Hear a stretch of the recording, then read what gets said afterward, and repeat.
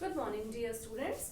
आज हम 12th class में चैप्टर 6 में एक नया एक्सपेरिमेंट पढ़ने वाले बेटा। और इस एक्सपेरिमेंट को किया था हर्शे एंड चेस नाम के साइंटिस्ट ने।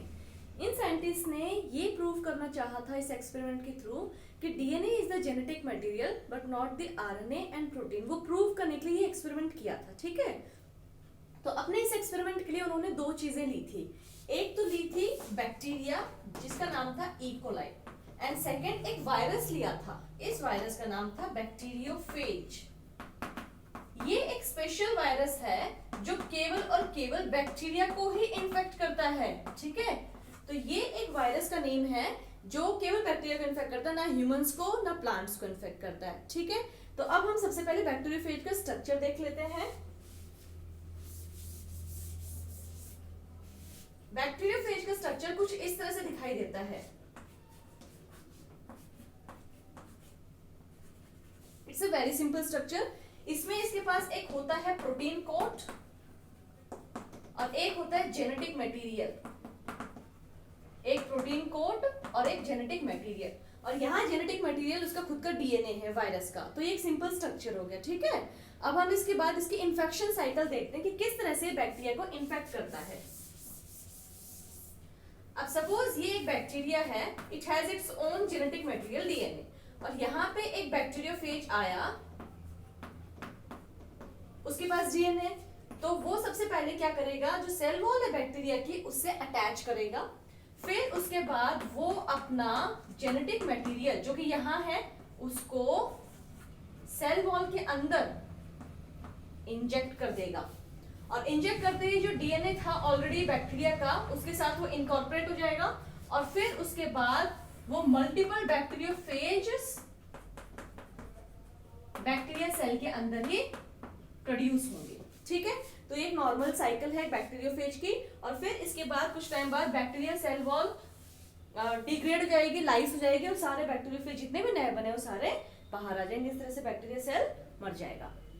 तो ये तो थी एक बैक्टीरिया की लाइफ साइकिल, सॉरी बैक्टीरियोफेज की इन्फेक्शन लाइफ साइकिल। अब हम इस एक्सपेरिमेंट को देखते हैं कि हर्शे एंड चेज ने क्या किया था।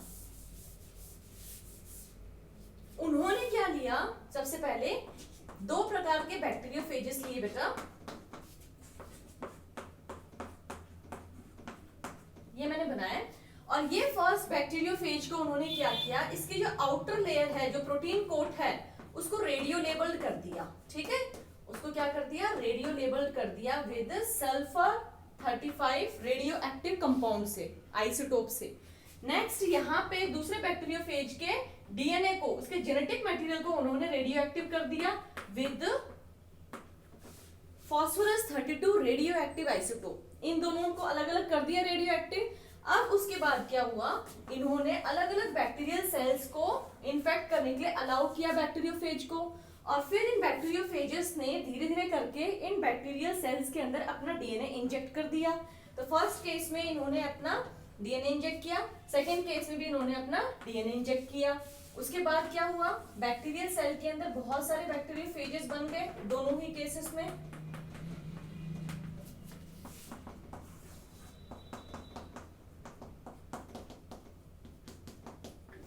और फिर क्या हुआ, यहाँ पे जब बैक्टीरियोफेजेस बन गए तो ये जो बैक्टीरियोफेज था जिसने इन्फेक्ट किया था, ये अभी भी सेल वॉल पे अटैच्ड ही है, अभी भी बैक्टीरिया की सेल वॉल पे अटैच्ड है।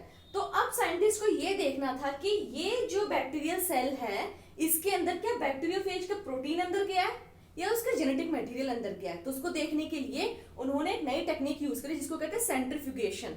सेंट्रीफ्यूगेशन एक ऐसा प्रोसेस, एक टेक्निक होती है बेटा जिसमें क्या होता है, हाई स्पीड रोटेशन पे किसी दो सब्सटेंसेस को सेपरेट किया जाता है।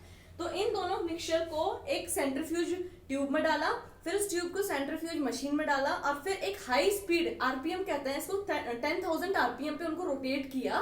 रोटेट करने के बाद क्या हुआ, जो बैक्टीरियोफेज था जो ऊपर था इसके अटैच, वो डिटैच हो गया इस बैक्टीरियल सेल वॉल से, और हमारा बैक्टीरियल सेल वॉल ऐसे ही प्रेजेंट रहा सेम केसेस में। फिर उसके बाद उन्होंने बैक्टीरियल सेल वॉल को स्टडी किया, ये देखा कि दोनों के अंदर जो बैक्टीरियोफेजेस हैं उनमें से कौन सा रेडियो एक्टिव है। तो क्या देखने को मिलेगा, फर्स्ट केस में जो प्रोटीन कोड था वो यहाँ पे रिजल्ट के अंदर प्रोटीन कोड्स रेडियो एक्टिव नहीं मिले, लेकिन इस केस में जो बैक्टीरियोफेज अंदर मिले उनके सारे डीएनए रेडियो लेबल्ड थे, जो कि उसने यहाँ पे किया था। तब उसने ये कंक्लूड किया कि जो बैक्टीरियोफेज वायरस होता है वो अपना प्रोटीन कोट अंदर नहीं डालता इकोलाई के, केवल और केवल जेनेटिक मटेरियल ही ट्रांसफर होता है। So he declare that DNA is the genetic material which transfer from one living organism to another। ठीक है बेटा, तो ये इस एक्सपेरिमेंट के बारे में बताया गया था।